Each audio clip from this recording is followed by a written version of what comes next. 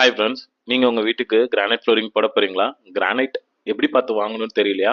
அப்போது மறக்காமல் இந்த வீடியோவை சேவ் பண்ணி வச்சுக்கோங்க. இன்னைக்கு 3 டிஃப்ரெண்ட் ஃப்ளோரிங் உங்கள் எல்லாருக்குமே தெரியும். Tile, granite, marble. இந்த 3 ஃப்ளோரிங் தான் நார்மலாக எல்லா வீட்லேயும் ஜென்ரலாக யூஸ் பண்ணுறது. அதில் கிரானைட் ஏன் இவ்வளோ அட்வான்டேஜஸாக இருக்குன்னு பார்த்தீங்கன்னா, அது ஒரு நேச்சுரல் ஸ்டோன். நமக்கு மார்க்கெட்டில் நிறைய டிஃப்ரெண்ட் கலர்ஸ் அண்ட் வெரைட்டியில் டிசைன் அண்ட் பேட்டர்னில் நமக்கு அவைலபிலிட்டியாக இருக்குது. இது ஒரு ஹார்ட் மெட்டீரியல். நீங்கள் ஏதாவது ஒரு பொருள் எடுத்துகிட்டு வந்து வேகமாக வச்சாலும் அவ்வளோ ஈஸியாக கிராக்கோ டேமேஜோ ஆகாது. அண்டு பார்த்தீங்கன்னா கிரானைட் ஒரு ஸ்கிராச் ரெசிஸ்டன்ட் மெட்டீரியல். அது என்ன ஸ்கிராச் ரெசிஸ்டன்ட்னா, நீங்கள் ஒரு பொருளை வச்சு இழுத்தாலோ இது பண்ணாலோ அதுக்கு மேலே எந்த ஒரு ஸ்கிராச்சஸும் வராது. அண்ட் அது போக இது ஒரு ஹீட் ரெசிஸ்டன்ட் மெட்டீரியலாகவும் இருக்குது.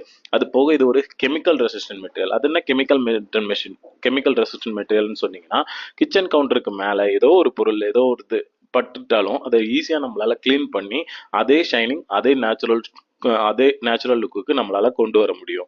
ஸோ அதனால தான் பார்த்தீங்கன்னா கிரானைட் ஒரு பெஸ்ட் ஆப்ஷன் தான் நம்ம சொல்கிறோம். அதுதான் வந்துட்டு கம்பேர் பண்ணும்போது டைலோடையோ மார்பிளோடையோ கம்பேர் பண்ணும்போது இதோட ஸ்கொயர் ஃபீட் காஸ்ட்டும் அதிகமாக இருக்கும்.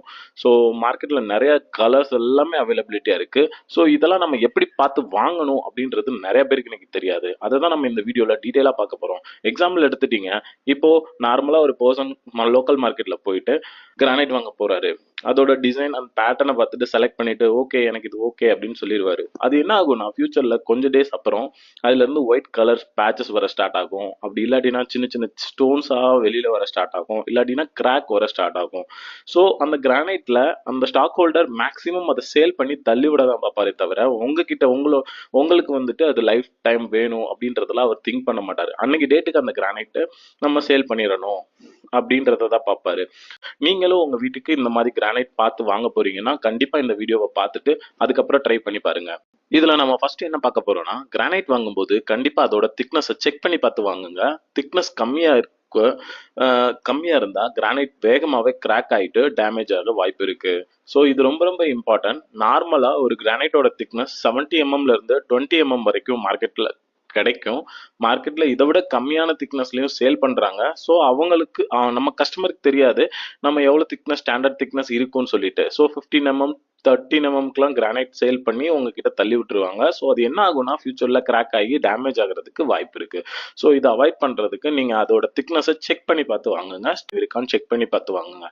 செகண்ட், நீங்க பார்க்க வேண்டியது கிரானைட்டோட கலர். மார்க்கெட்ல நல்ல ஷைனியா அதுக்கு மேல கலர் கோட்டிங் பண்ணி நல்லா சேல் பண்ணுவாங்க.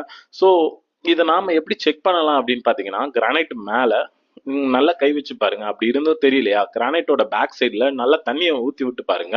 ஃப்ரண்ட்ல இருக்கிற கலரும் பேக்ல இருக்கிற கலரும் சேம் ஒரே மாதிரி இருந்துச்சுன்னா அந்த கிரானைட் ஒரு நல்ல கிரானைட்னு நம்ம ஈஸியா செலக்ட் பண்ணிக்க முடியும்.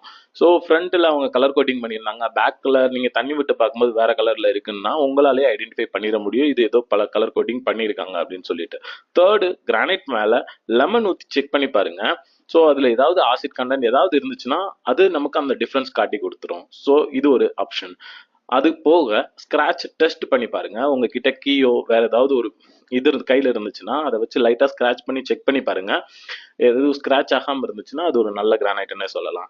அதுக்கப்புறம் நம்ம பார்க்க போறது விசிபிலிட்டி டெஸ்ட். ஒரு விசிபிலிட்டி டெஸ்ட் எப்படி பார்க்கலாம்னா, உங்க கையை வச்சு கிரானைட் ஃபுல்லா டச் பண்ணி பாருங்க. ஏதாவது அண்டுலேஷன் தெரியுதான்னு செக் பண்ணி பாருங்க. ஏதாவது மைனர் கிராக் இருக்கான்னு செக் பண்ணி பாருங்க. ஏன்னா நிறைய மைனர் கிராக் நம்ம பார்க்கும்போது தெரியாது.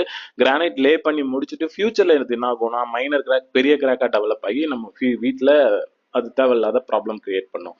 ஸோ இதெல்லாமே ஒரு டெஸ்ட். இதுக்கப்புறம் நம்ம இன்னொன்று என்ன பார்க்கலாம்னா, கிரானைட் ஒரு இடத்துல டார்க்காகவும் இன்னொரு இடத்துல லைட்டாகவும் இருந்தால் அந்த மாதிரி கிரானைட்லாம் கண்டிப்பாக நீங்கள் அவாய்ட் பண்ணிடுங்க.